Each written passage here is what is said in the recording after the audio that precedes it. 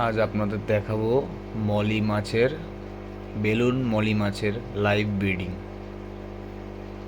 কিভাবে এরা বাচ্চা দেয় সেটাই আজকে দেখাবো। সব মাছের ডিম থেকে বাচ্চা হয়, কিন্তু মলি মাছ এবং গাপ্পি মাছের ডাইরেক্ট বাচ্চা হয়। আজ আপনাদের সেটাই দেখাবো। এটা হচ্ছে একটা ব্ল্যাক বেলুন মলি।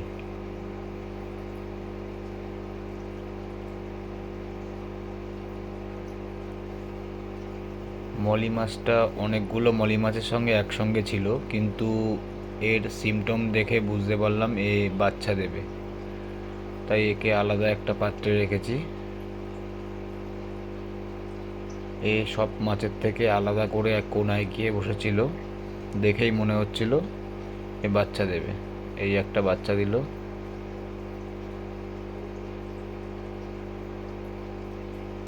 বাচ্চাগুলো হওয়ার পরেই নিজে নিজে সুইং করতে শুরু করে দেয়।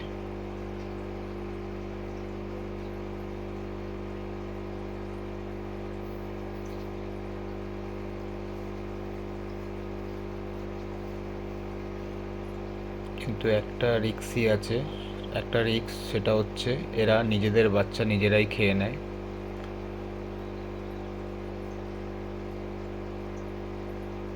তাই খুব সতর্কর সাথে রাখতে হবে এদেরকে।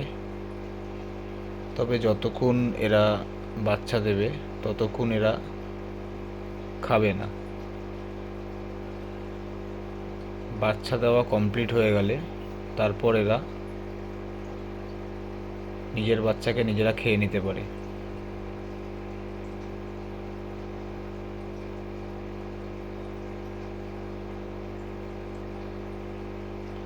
আমি একটা হসপিটাল ট্যাঙ্ক বানিয়েছি, তার মধ্যে মিথিলান ব্লু, যাতে বাচ্চাগুলোর কোনো ফাঙ্গাস ইনফেকশন না হয়, দিয়ে নিয়েছি।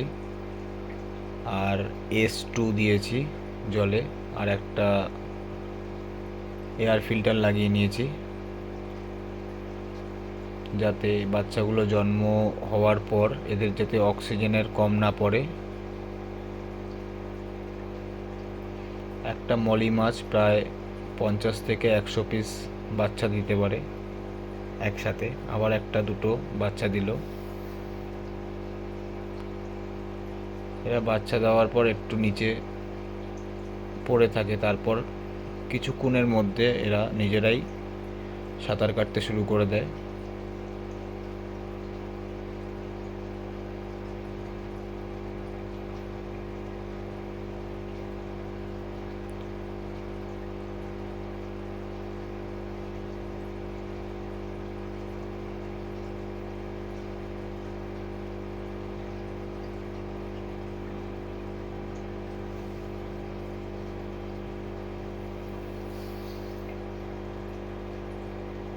এখনো বাচ্চা দেওয়া বাকি আছে।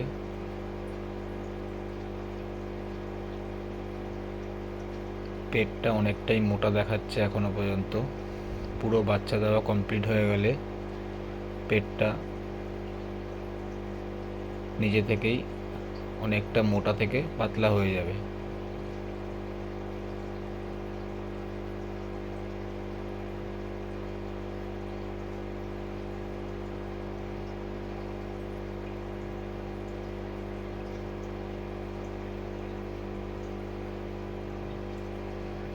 যে ট্যাঙ্কে ছিল সে ট্যাঙ্কে বাচ্চা অলরেডি দিয়ে দিয়েছিল কিনা জানি না, তবে যে ট্যাঙ্কে ছিল ওখানে একটি বাচ্চা দেখেই আমি মাছটাকে আলাদা হসপিটাল ট্যাঙ্কে দিয়েছি।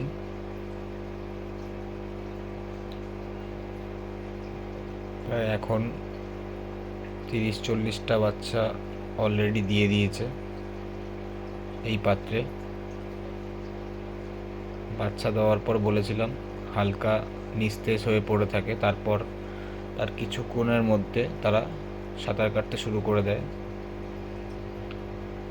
বাচ্চা দেওয়া কমপ্লিট হয়ে গেলে বড় মাছটাকে আমরা এই পাত্র থেকে সরিয়ে আগে যে ট্যাঙ্কে ছিল সেই ট্যাঙ্কে দিয়ে দেবো।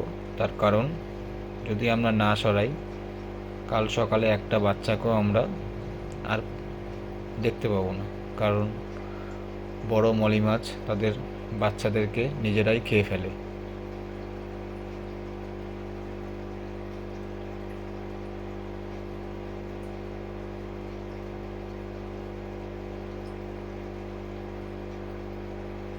মোটামুটি বাচ্চা দেওয়া মনে হচ্ছে কমপ্লিট।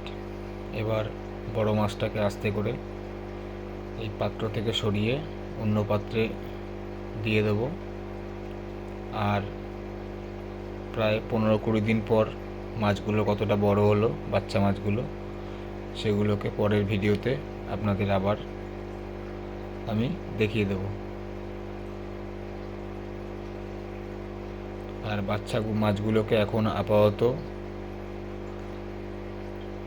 খুব দানা জাতীয়, সরু দানা জাতীয় খাবার খাওয়াবো।